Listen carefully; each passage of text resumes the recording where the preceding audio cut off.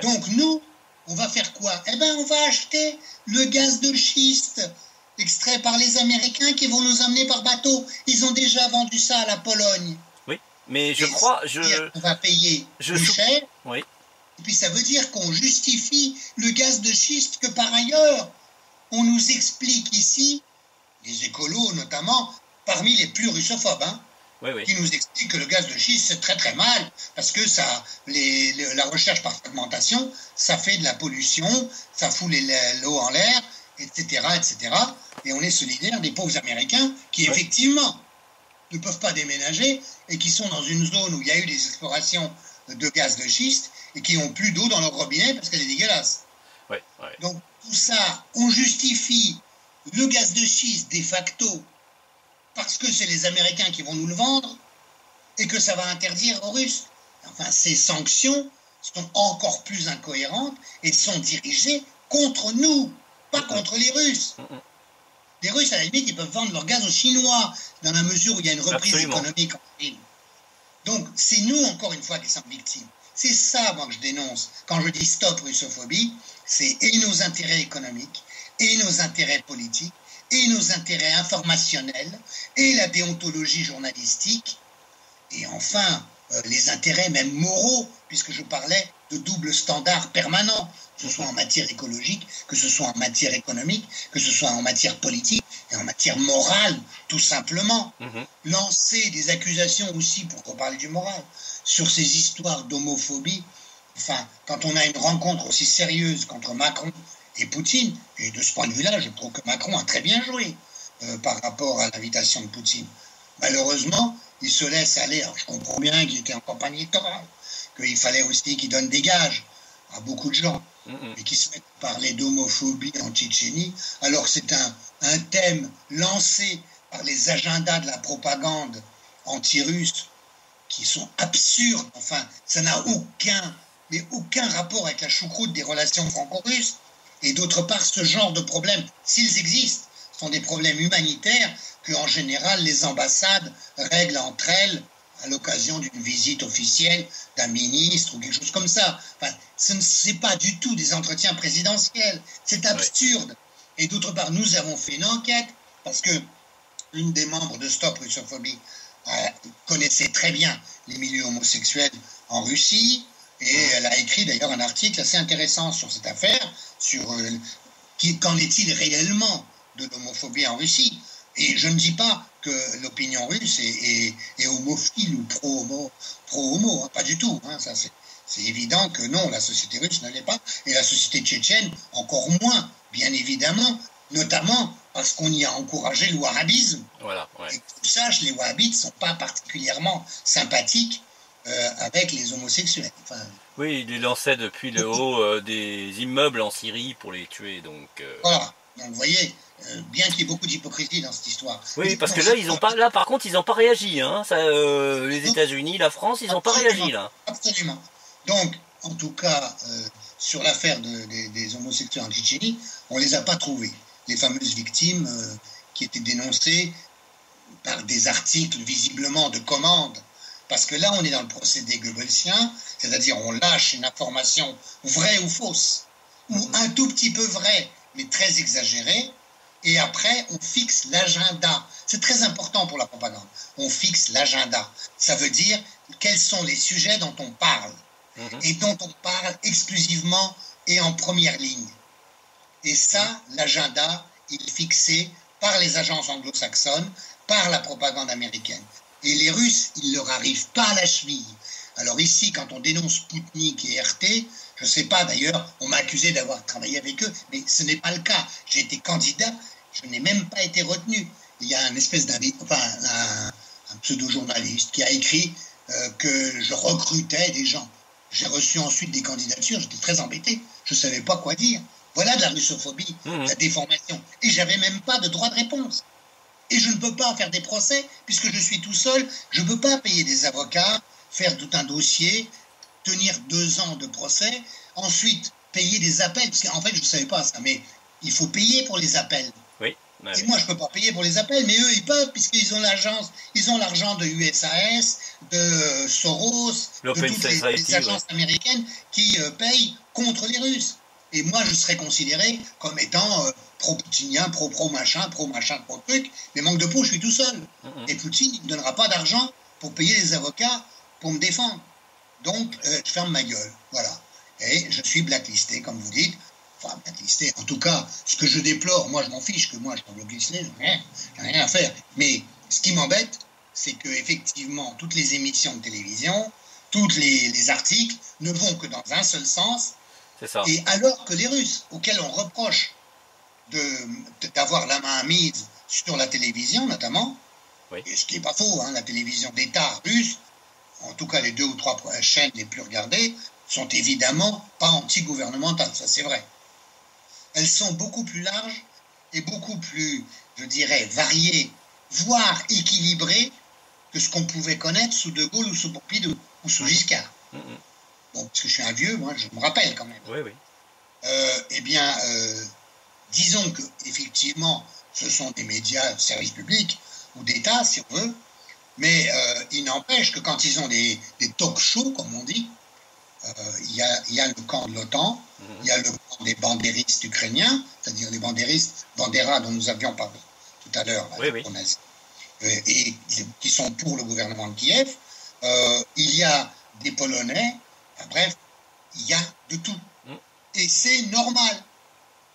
Ce sont un peu des clowns, ce sont un peu des gens dans le rôle de bad boy, comme à la limite ici.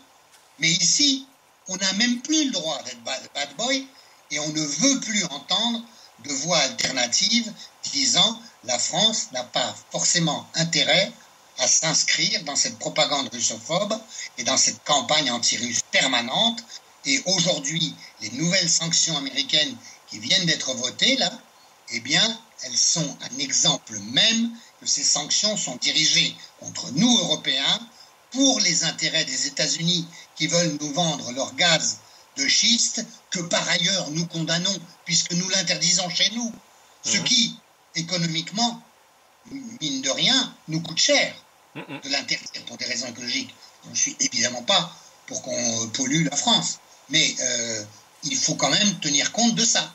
Oui, parce que les Américains nous forcent à acheter leur gaz de schiste pour leur économie, alors qu'il est beaucoup plus cher que le gaz naturel qui vient de Russie quand même. Hein. Et en plus plus cher. Donc voilà, j'espère. Et il n'est pas sans danger. Parce que si ça se trouve, dans le gaz, il n'y a pas que du gaz. Hein, j'espère que nos gouvernants français, l'Union européenne, puisqu'ils ne sont même pas élus, hein, la Commission, auront le courage de continuer à construire au moins ce passage nord. Heureusement, les investissements ont été faits par les compagnies occidentales qui le construisent. Heureusement. Donc je pense qu'elles continueront. Mais les Américains ont des moyens de pression. Mais je crois si on continue à obéir à leurs lois au lieu d'obéir à nos lois, oui. Là on est mal. On est mal. Mais je crois qu'il y a une sévère dissension entre l'Allemagne et les États-Unis à propos justement du Nord Stream 2, puisque les Américains utilisent leur arsenal juridique pour imposer à l'Allemagne une obligation de leur acheter du gaz de schiste plutôt que le gaz russe, qui est naturel et qui est moins cher. Et ça, à mon avis, Angela Merkel, qui n'est pas nécessairement anti-américaine... malheureusement, elle est quand même très tenue par les Américains, visiblement. Il y a des raisons sans doute familiales. Bref, donc malheureusement, j'ai peur que nos dirigeants européens ne soient pas à la hauteur de l'Europe. Mais j'espère me tromper. Et j'espère que là, on résistera et qu'on ne se fera pas sucer tout notre sang et notre argent par les Américains qui quand même sont des paniers percés d'un certain point de vue et qui notamment dépensent quand même un argent fou pour leur armée. N'oubliez pas Eisenhower qui mettait en garde contre le lobby militaro-industriel en disant ne les laissez surtout pas prendre le pouvoir. Le pouvoir, ils l'ont montré. Sous Bush, ça a été carrément la caricature. Sous Clinton, ils ont continué. Et là, malheureusement, Trump, d'un certain point de vue, est aussi leur représentant, puisqu'il est le représentant d'un capitalisme territorial par rapport à la globalisation.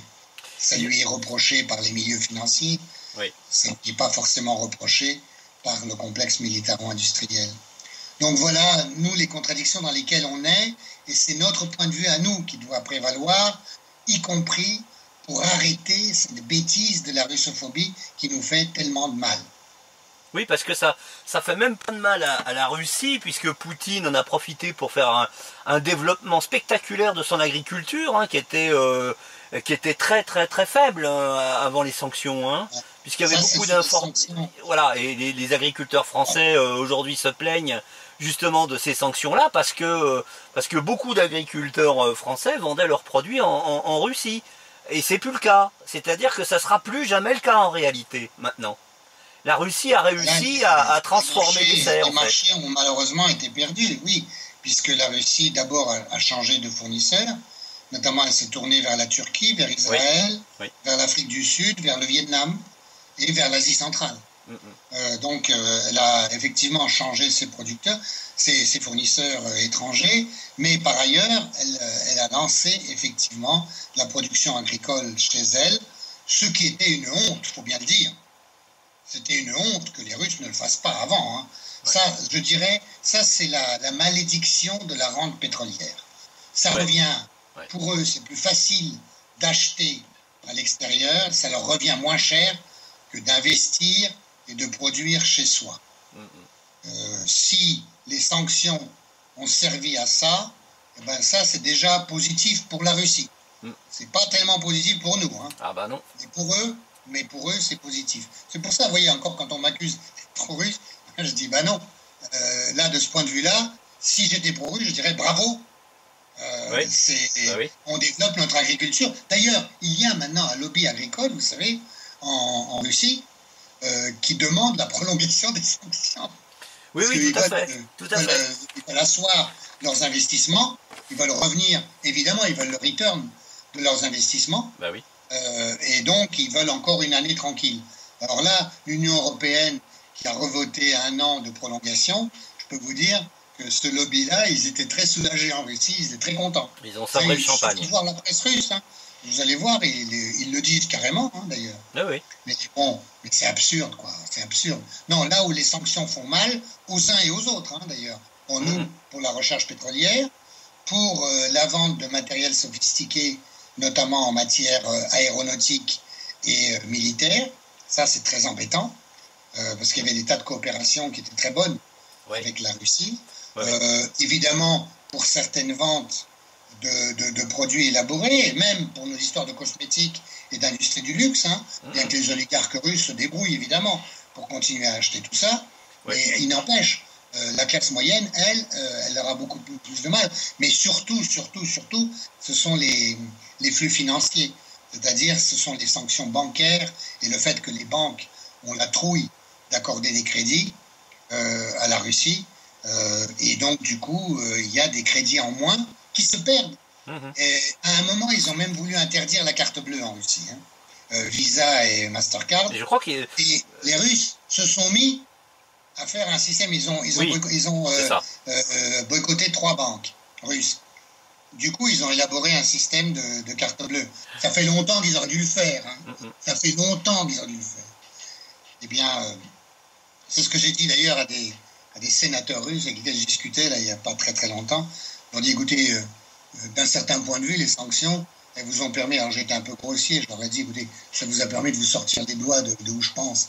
Et ils ont dit, oui, c'est vrai, vous avez raison.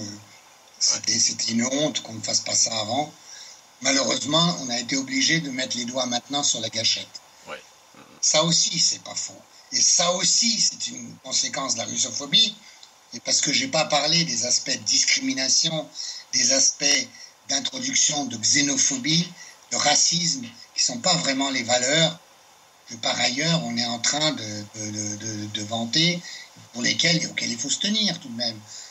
Aujourd'hui, à la limite, on attaque tous les gens qui ont des inquiétudes en raison de la présence de migrants massives On ne sait pas quoi faire pour tous ces pauvres gens qui fuient la misère en Afrique.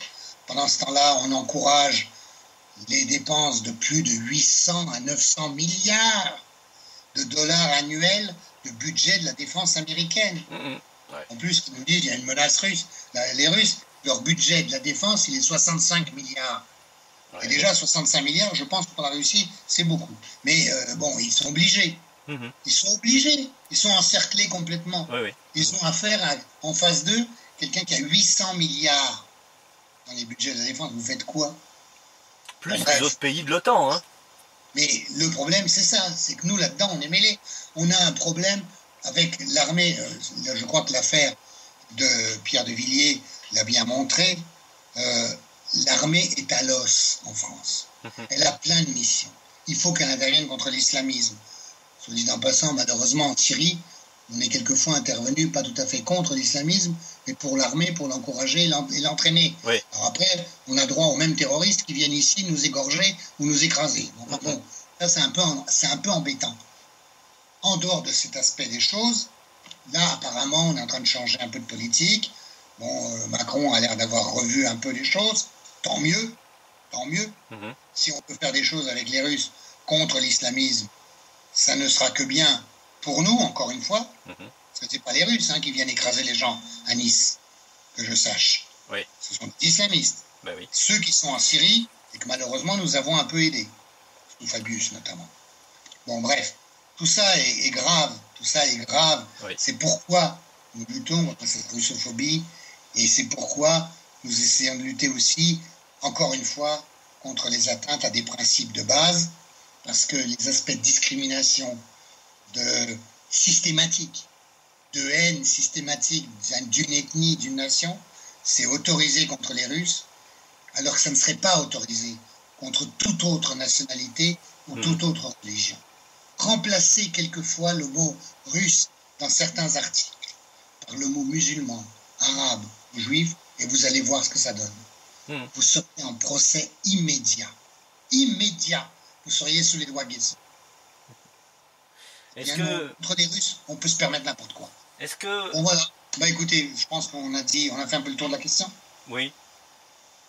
Ce sera l'occasion d'y revenir peut-être d'une manière en partie sur certains détails dans d'autres entretiens que je vous invite à participer avec nous.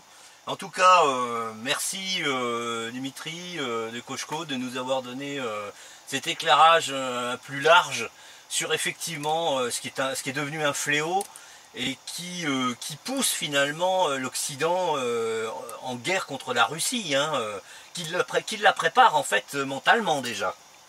C'est une préparation de l'opinion publique incontestablement. C'est une préparation de l'opinion publique à un conflit armé. Et c'est déjà, ça c'est une raison suffisante pour lutter contre cet aspect des choses. Absolument. Et là, je peux dire qu'on peut s'inscrire dans l'héritage de Jean Jaurès, qui à son époque luttait justement contre la préparation de l'opinion à la guerre. Malheureusement, ça lui a coûté très cher. Absolument. Merci beaucoup Dimitri de Koshko. Je vous donne rendez-vous bientôt pour un autre entretien et sur un autre sujet, évidemment. Voilà. Au revoir à vos Au revoir. téléspectateurs. Merci. Et puis qu'ils aillent voir de temps en temps sur le site Stop Russophobie. On fait au mieux, avec très peu de moyens, mais on fait au mieux pour essayer de répondre et puis pour remettre les choses en place en demandant à des gens qui savent, eux, et qui n'ont pas des préjugés et des jugements à l'emporte-pièce. Merci. À bientôt. Au revoir.